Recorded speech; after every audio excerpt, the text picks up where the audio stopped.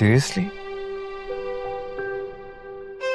मुझे फर्क नहीं पड़ता और पढ़ना भी नहीं चाहिए,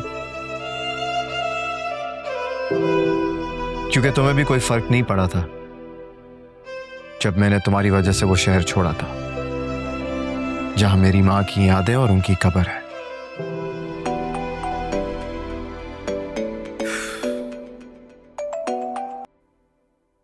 हाँ दिल, क्या हाल है? कहाँ हो? इस्लामाबाद आ रहे हो? मैं तुम्हें लेने आ रहा हूँ।